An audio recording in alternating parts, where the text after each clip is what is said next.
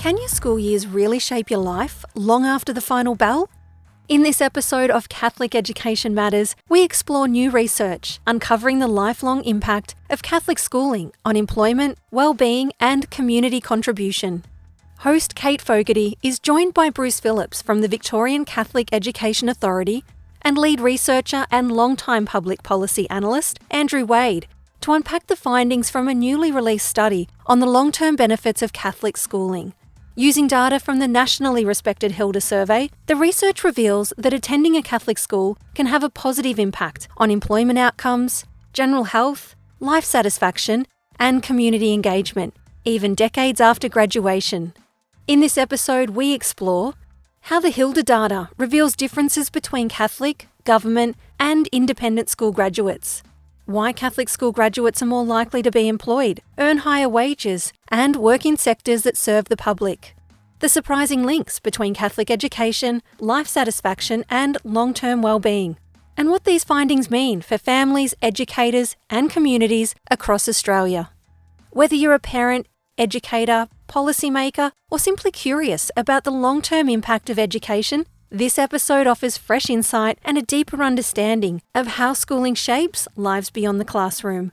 Now join us as we explore what truly matters in education. Well, welcome along, everybody. In this episode today, we're going to be speaking with some really interesting people about a new study that has just recently been released, looking into the lifelong benefits of Catholic schooling. And this is a pretty profound and new study that's been released in conjunction with Victoria University and using the HILDA data, which we'll talk more about in a moment. But I've got Bruce Phillips and Andrew Wade here with me today. So Bruce, I might start with you. You work with the Victorian Catholic Education Authority. And firstly, how did you come to be in this role? What's been your pathway into this kind of work? And what was it that intrigued you about what the possibilities of looking at some data around Catholic schooling might be? Thanks, Kate. Yes, I've worked in Catholic education for about 10 years. Firstly with the Melbourne Catholic Education Office, or MACS, Melbourne Archdiocese Catholic Schools as it's since been known. And then for the last 2 years with the state peak body, the Victorian Catholic Education Authority. I'm an economist by training, and so prior to joining Catholic education, I was an economic consultant at Ernst & Young and some boutique consultancies before that. Throughout my time in Catholic education, I've always been curious because Catholic education makes a lot of claims about educating the whole person and that's beneficial for people in various ways. And always been keen to look into that and to check whether there's evidence to support those outcomes. And a few years ago, I'd probably say 5 or 10 years ago, I came across something to do with HILDA, and at that time realised that there was something in that would allow school sectors to be differentiated in terms of post-school outcomes. It was just a seed that was planted in my brain. I was always very keen to commission some research into it, but I probably didn't get the opportunity to do that until last year, which relates to the creation of the Victorian Catholic Education Authority, or the renewal of the state peak body. And while I was working in Melbourne, I did some state peak body work, but the separation of the VCA from MACS really enabled the time and space to do this sort of work. I mean, that's a fascinating journey for you yourself as an economist into something like this. I'm just curious, you yourself, were you educated in a Catholic school? No, I wasn't, Kate. Right. So there we go. This is great. This plays into our narrative, doesn't it? You know, about the impact of Catholic education coming into it as a career choice and being inspired to find out what it's all about. Yeah, well, in my days as an economic consultant, just by chance, I ended up doing a lot of work for the National Catholic Education Commission around the time the Gonski Review and the Schooling Resource Standard Funding Model was first put in place. And so I probably worked for them for 2 or 3 years doing a lot of consultancy work before I joined Catholic education. So definitely there's a lot about Catholic education that appealed to me to go and work in it eventually. So my children are at Catholic schools. I got married in the Catholic Church. My wife is Catholic. So I think someone told me I'm sort of 80%. Yeah, Kate. Coming round into the circle. And was it you who reached out to Andrew and the team? Is that how Andrew and the researchers he was working with came into this story? Yeah, so I'd known Andrew for quite a few years now. We worked at the same economic consultancy many years ago, but we didn't quite overlap. I think it was called the Allen Consulting Group. Andrew worked there just after I did. So I sort of got to know them a little bit through functions there. And then when I was keen to get this research done and looking for somebody to do the work, and it requires a lot of advanced statistical analysis and those sorts of skills. And I also wanted somebody who, had a good reputation, was well known in the area, and would do really rigorous analysis. So we put out an RFQ, a request for quote, to a couple of different places, and one of them was Victoria University and Andrew in particular. And so I'd known him, I'd done a little bit of work with him in the past, but I thought his skill set and the team he had there would be a good fit for this research. So, Andrew, this brings us to you. I mean, sounds like you've had a sort of a similar pathway into the career that you have now as Bruce. But do you want to just talk to us a little bit about that? It is interesting for our listeners to hear just the kinds of roles people undertake and how that does intersect with the education sector. Yeah, sure. Like Bruce, I started out life as an economist working in New South Wales government, New South Wales Treasury, but then sort of evolved. It went down the consulting path like Bruce did, then became more and more involved in education policy-related projects. I guess I call myself a quantitative education researcher, so I was working in Victorian University for the last 8 years until the end of last year, doing a range of different projects on both number of school funding projects. So I was involved, Bruce mentioned before, when he was at NCEC, our paths crossed then because I was doing work for the Commonwealth on the actual developing the Gonski model, this SRS model, but involved in a number of other school funding projects and other aspects of school performance, not just school performance and post-school transitions and outcomes as well. And then we got involved in this project using the HILDA data set, which sort of intertwine both school systems in terms of least sectors and so forth, and how that contributes to post-school outcomes. So great segue there. Thank you, Andrew, for that, into what the HILDA data is and why Bruce in particular, but the VCA more broadly, were really interested in using this data to find out what could be found out about the impact and perhaps the benefits of Catholic schooling. So for those who aren't aware, the HILDA survey is the federal government household income and labour dynamics in Australia survey. Andrew, do you want to just talk to us a little bit about what this survey is and how it works? Because it's quite a fascinating tool used by the government and by agencies like ourselves to find out a lot of things about Australians. Yeah, sure. This is a survey that's been run for almost 25 years by the University of Melbourne. It's been commissioned by the Australian government since the beginning. Collects as a sample-based survey, getting representation across the whole of Australia. The unique feature of it, it's then tracks those same households and same people over time. So instead of taking snapshots of different populations each year, it's taking, they describe a video over time, tracking the same people and what happens in their lives from year to year. It really gives a much better sense about how people's lives transition. It asks questions, for example, like in this case, about school sector attended. So even though someone may not start in the survey till their late 20s, for example, they have a question there at the beginning where they get asked a whole range of questions, including what school sector did you attend? And that enables the ability to track people over time, and it also asks other questions about their background, like what type of occupation did their parents have? What educational attainment did their parents have? Some basic information as well about their background, but then gets much richer about tracking people's activities in life going forward. So can I just tease that out a little bit? So it's a longitudinal study. I presume, did you say it was 25 years old or thereabouts? Is that right? Yeah, it's been going since 2001. Right, but it has people who are older. So it have people who are currently in their 60s and 70s, 50s, 40s, as well as those who had just exited university at that time. Is that? Yes, the beauty of it, now it's been going for so long, people who may have entered it in their mid-20s are now in their mid to late 40s. But yes, when it first started, it had people at different stages of life. So in terms of education, we're really looking at people who were in school in the late 60s, early 70s, even probably the earliest it's capturing people from. Would that be right? In the 60s now, yeah, would have been going to school back then. So, but it's a wide distribution, like the age composition of the survey of when they actually were attending school as well. So as I understand it, and Bruce, you can feel free to jump in and correct me here, the idea was let's look at this data, see if we can peel out those who say that they attended Catholic school, independent schools or government schools and see what can be found out about them over the course of their lives with the hope that it might show some positive outcomes for Catholic schooling. Was that basically the idea? Yeah, we were aware from our initial understanding of the survey data set that it would cover things like labour market outcomes, people's general health, their involvement in the community or the community participation, their health and wellbeing, all sorts of things. And so what we were really interested in doing is just testing whether there were differences in many of those outcomes based on school sector.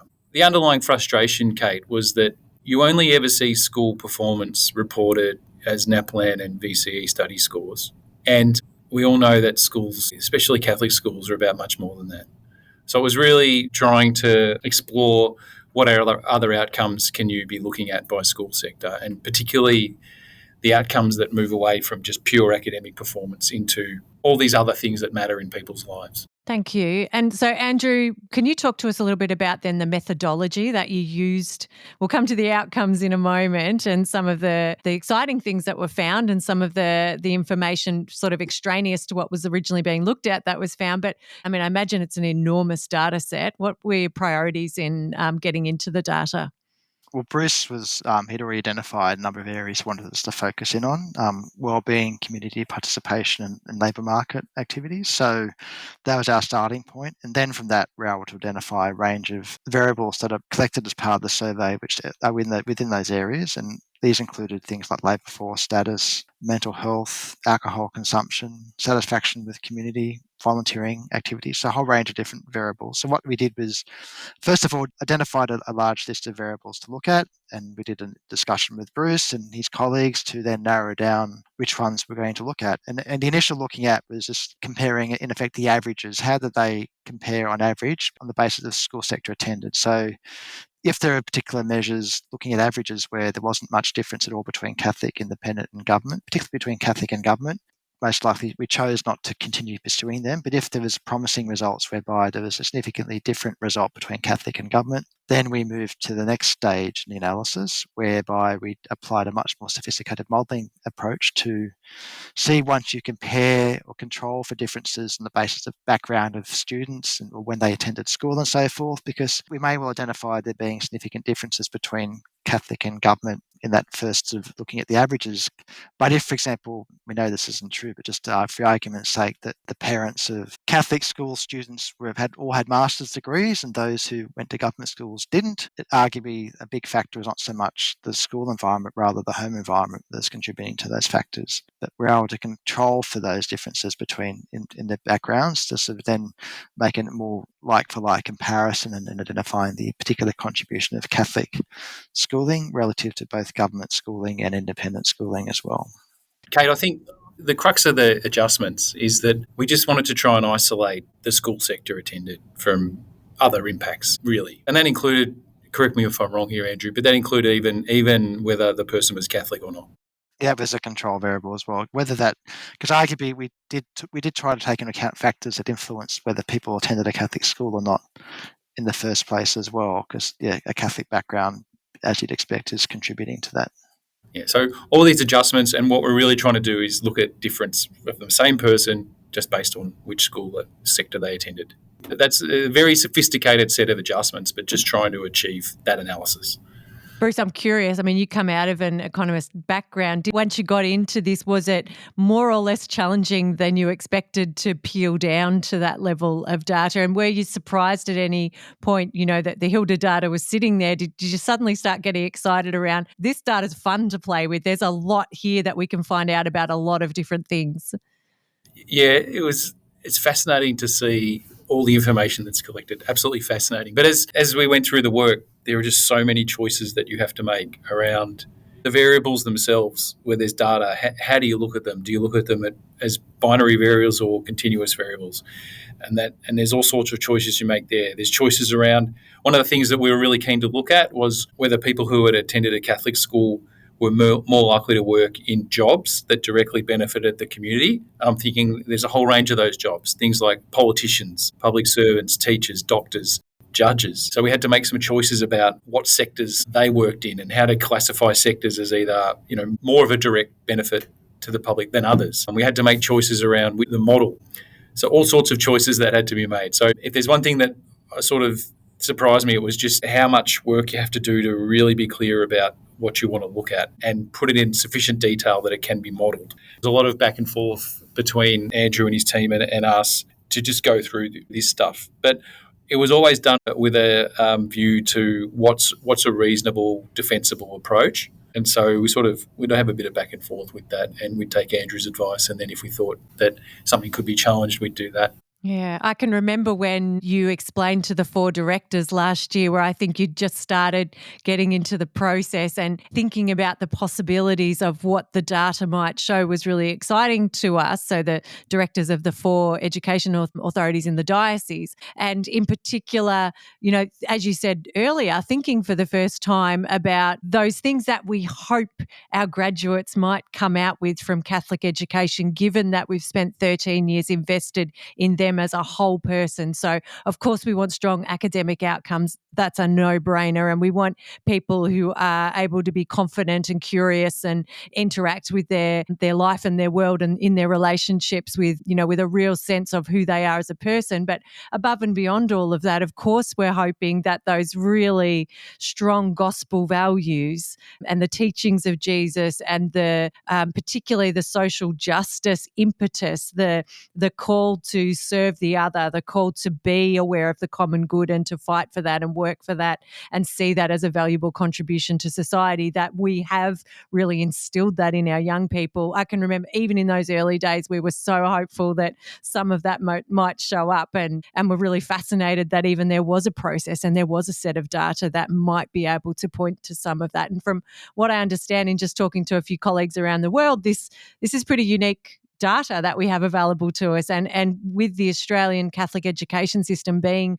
fairly unique in its size and the way that it operates and the way that it's funded, this is something special that this data could potentially show up, not just about Catholic education, but also about positive outcomes of the other 2 education systems as well. So let's turn to some of the outcomes then. And I know people might be curious, well, where do I get a handle on this? They've started hearing about it. If you are interested at looking at the data and looking at quite a detailed report that's been provided by the Victorian Catholic Education Authority, and I think Andrew's done a lot of the writing and the preparation of the work for that report, you can find it on the Victorian Catholic Education Authority website. There's a great big link there to the survey findings and some commentary around the research study. So we really recommend people go and look there. But let's go high level, Bruce and Andrew. It might be easier to talk in those 3 big headings of labour market, health and wellbeing, and community. So let's start with the labour market. Bruce, I might throw over to you for some of the highlights in this section, and then we can just tease those out a little bit. Thanks, Kate. Yeah, so we did 2 comparisons in the report. One was against Catholic school graduates and government school graduates, and the other one was between Catholic school graduates and independent school graduates. And the results are slightly different. So when you do modelling, there's probably not what you'd call a right answer. There's just different ways of looking at it. What Andrew and his team did was present 4 models with different levels of adjustments that you could probably make a case for any of them. There's one of the models that we think is the most rigorous, and that was what we will call the 3rd model. And so when we talk about the results, we tend to think about the results that come from the 3rd model.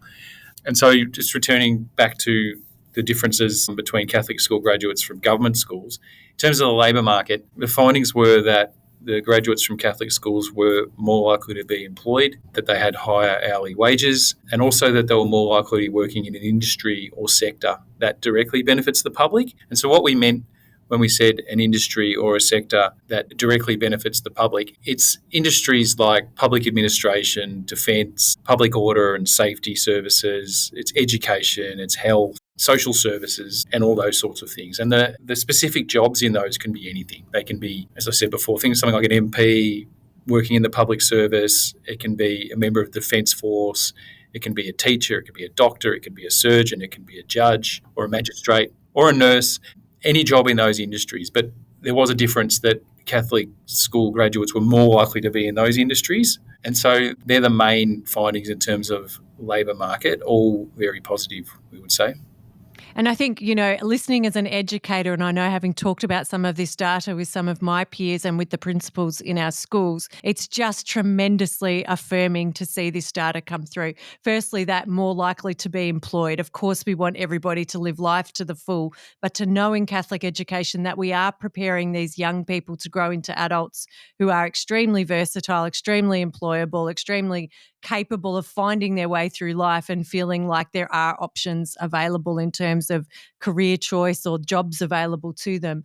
And then that other layer that just makes everybody's heart sing around providing people who are at the service of Australians and Australia in a way that is contributing and really, uplifting that life to the fullness of everybody in the broader Australian community. I think, there's not a teacher out there or a parent who wouldn't be happy and pleased to know that Catholic education is preparing young people to be of service to others. It's an absolute joy. So those labour market outcomes are terrific. There is a difference compared to the independent schools. Do you want to talk about that for a moment before we go on to health and wellbeing?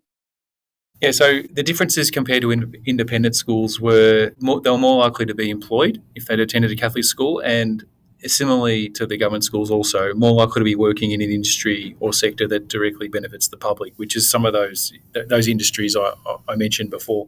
The findings for independent schools, while the differences were still statistically significant, they weren't, in terms of the differences of the government sector, they were highly statistically significant.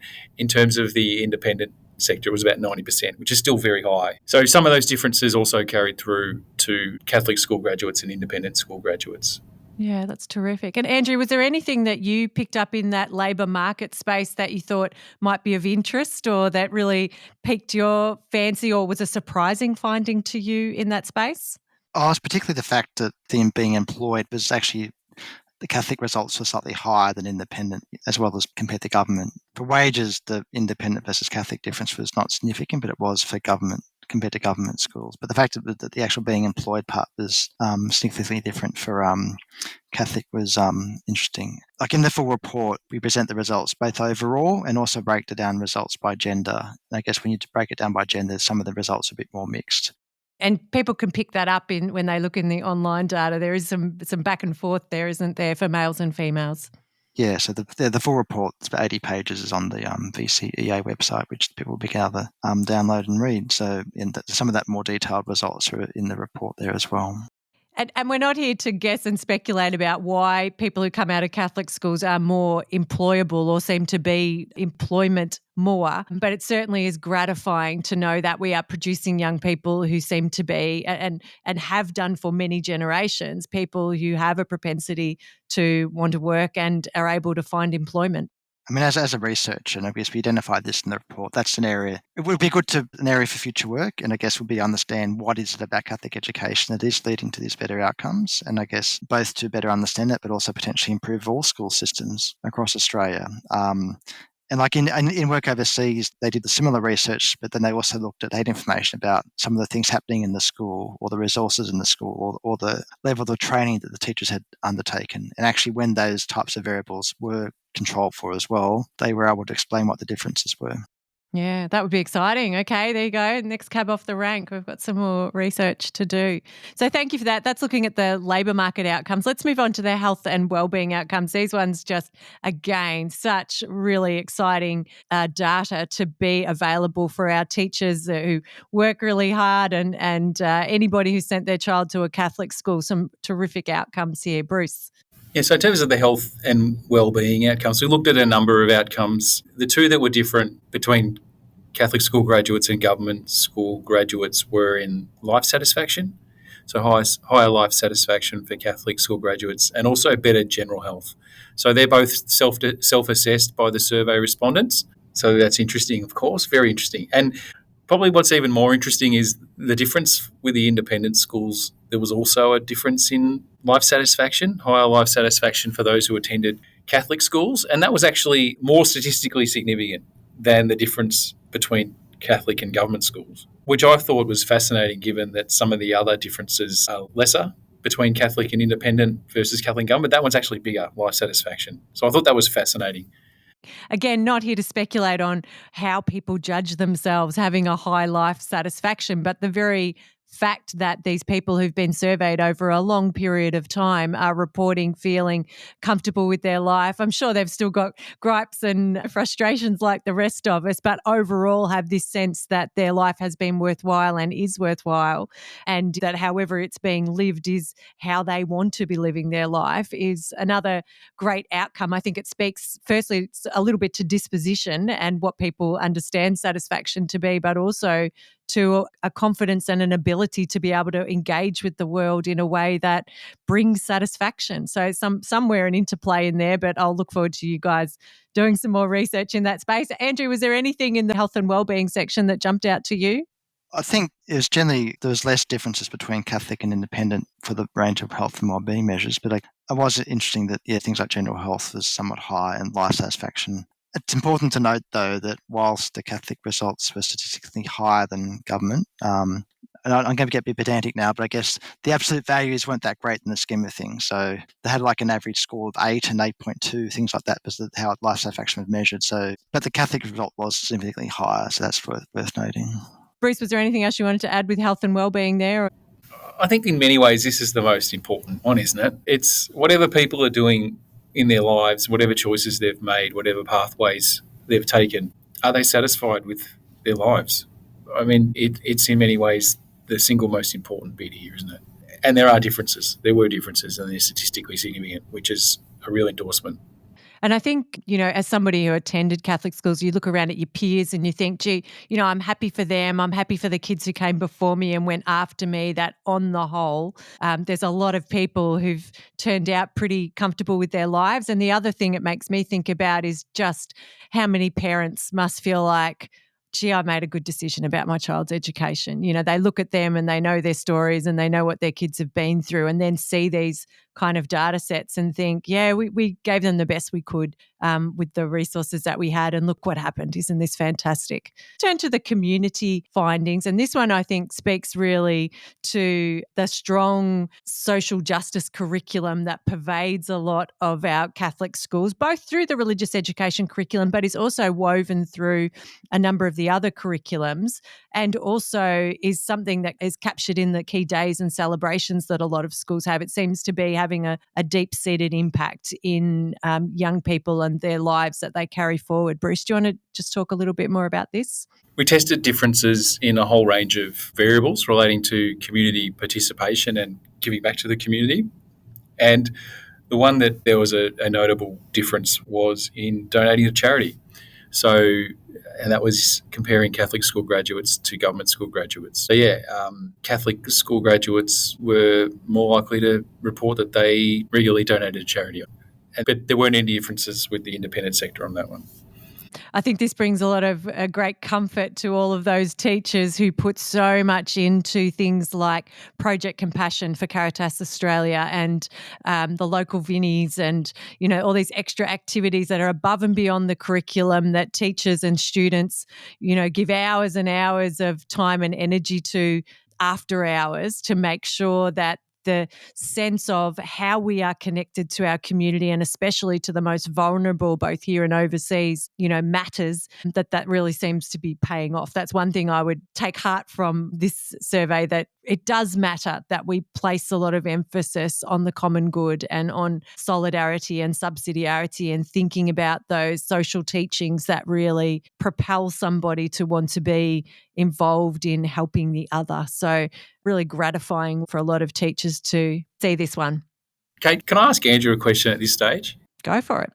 I was always wondering, Andrew, as we were doing this project, you probably expressed a bit of scepticism about whether there would be any differences. And so I'm just wondering, is what you found in your work, was it a surprise to you? I was surprised that there was difference, especially for the labour market results, where it was higher employment status compared to independent schools, for example. I was probably expecting higher results for some of the community engagement type measures as well, though, for Catholic versus government and independent. I guess it cuts both ways. But one thing I should mention, we did do a literature review search before we started the actual data work with the project to get an idea about what findings had been done previously. So in Australia, there had been some previous research done looking at some of the labour market measures that we looked at here using HILDA. But they were done maybe 5, 6, 7 years ago, so older, less data was used in that survey analysis. And our results were reasonably similar to those. At the same time, Bruce's interest in those what we call focus occupations, industries and sectors that hadn't been done before in anything we'd come across. So it was interesting to sort of see how they stacked up, and there were some interesting results in those areas as well. The ones like working in more community-focused sectors and jobs and so forth was interesting to what the findings were there as well. I think you raised a really good point there, Andrew, and it's a really good, not reminder, I think everybody knows, but Catholic schools don't hold the mandate on those social values and those community values, or being the only ones involved in those helping sectors or giving generously and all of those sorts of things. People have heard me say elsewhere on the podcast, my dad was a government school principal, and we had very rigorous arguments around our table. Mum was in the Catholic education sector too, that those social values very strong across all of the three sectors, and hopefully across education more broadly in Australia, we are always preparing young people to be great givers of themselves to others, and having an awareness of the most vulnerable and really wanting to help them. I think that said, the three sectors each have their nuances and the things they're really strong at, and perhaps leave over for the others to be stronger at in other spaces. But it is particularly gratifying to see that data around more likely to donate to charity, knowing that that's coupled with that very high propensity to work in an industry or sector that directly benefits the public. So some really great confluence there between those two things in terms of the type of young person who's coming out of Catholic education. I'm interested, just, we've been through the three broad areas. Were there other things in the data from either of you that still jumps out or is bumbling around in your head thinking, oh, I want to know more about that, or I wish we'd found out some more in this space, that's still just sitting with you? I think when we're talking about the life satisfaction results before, I guess whether, for example, that how much of that's influenced by the other dimensions. Obviously, life satisfaction is an aggregate type measure of someone's life, but I guess how much of that's influenced by their labour market experiences as well, and their other aspects of health. Because obviously, someone who is in a job that they enjoy, obviously they're more likely to be satisfied with their life than someone who's not. So how those some of the measures we looked at intertwine with each other as well. I think there's some good data in terms of wellbeing around being somebody who gets involved in helping others. I think it's a wellbeing indicator. I couldn't point to any studies specifically, but I've certainly read that in other places. So I think you're right. The intersection between some of these would be really interesting to look more into. Bruce?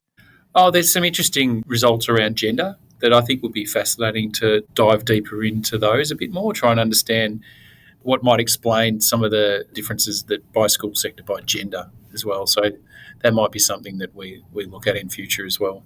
But I sort of feel like the report's done and there's been a bit of work going to it. Just need a bit of a break for now. Yeah, I understand that. The other thing that jumped out at me was there's nothing, Andrew, correct if I'm wrong, in the HILDA data that distinguishes between whether somebody attended Catholic education, for instance, as a primary school student as opposed to a secondary school student. And I think it doesn't distinguish primary from secondary. Is that right? Doesn't. We think generally it's the last sector attended, but that's another factor as well. And also when they attended school as well. I mean, we did try to take that into account in the analysis, but I guess it's another sort of deeper analysis still about whether the approach to Catholic education has changed over time. Well, we know, as a rhetorical question, we know it has in terms of since about the 60s, much more staffed by fully trained professional teachers and so forth compared to other models of Catholic education prior to that. Yeah, that's a good point. Okay, so thank you for that discussion for today and starting to break open the HILDA data for us. And Bruce, to you and your team for even having the impetus and the courage to get it going. This podcast is called Catholic Education Matters. It's about education more broadly, but with a bit of an eye on Catholic education. And we conclude each of our episodes by asking those involved in the conversation, in terms of everything we've spoken about today, for you now, having had this conversation, what matters most? What matters for you, or what do you think should matter for people who might come to encounter this data? Bruce? I think what matters is there's actually an evidence base to support what Catholic schools say they do. I think that's important. And I think that it's important to have these measures there that expand on what is the contribution of Catholic schools to their community. And that contribution is that the people that are coming out of the schools are different in certain ways, and those ways make the community probably a better place. I think that's what matters from there. Thank you. Andrew? I think it sort of highlights it's an area that, like, it'd be good to, as I said before, understand what is happening in Catholic schools that lead to these different outcomes. One thing that the analysis couldn't take as much into account as we would have liked is sort of the home environment in terms of parents' aspirations and so forth for their children. That's sort of one of those things we couldn't measure. It wasn't captured in the data, but we always think that's something that's possibly playing a role as well. But then that might be part of the Catholic ethos as well. So it's sort of the whole range of intertwined factors. But understand what happens in Catholic schools and how that is contributing to the outcomes and how that compares to government schools and the independent for that matter. Is something really to look into further, because to improve outcomes for all Australians as overall. Thank you. What matters for me in this is it's a great affirmation, I think. It's an independent set of data that wasn't gathered by Catholic education, but having been analysed and, comparisons drawn, it really does show some very positive reasons why families should consider Catholic education. And I think also really is a great endorsement of those people over many years in very tiny little schools and great big schools who have given of themselves to help build young people in a way that is particular and that does prioritise the other over self, and that is about thinking beyond your own needs and wants to those of others. And that in turn has brought an extraordinary level of life satisfaction and happiness to generations of Australians. That for me, and I guess for many other people who work in schools or have worked in schools over the last 40, 50, 60 years is a great endorsement and something we really should be celebrating. And it's great to have something to celebrate and some really good data to be able to share with people and show off a little bit. This is what Catholic education is, and this is what we do. So thank you both for your extraordinary work in bringing this together and really starting a conversation for us and providing those of us in education with the tools to talk about who we are and what we do with real confidence. And that's probably not something we've done particularly well in Catholic education before. We have hid our light under a bushel and had some hunches about who we are and what we do, but now we have some real evidence to take forward. So thank you both very much. And thank you to all of our listeners. Remember, you can find that data on the VCEA website, Victorian Catholic Education Authority. Thanks very much, and I wish you all well. Thanks, Kate. Thank you. That's it for this episode of Catholic Education Matters. Make sure to follow the show and share it with someone who's passionate about learning, leadership and community. You can also leave a review or connect with us online at Catholic Education Sandhurst. Until next time, stay with us as we explore what truly matters in education.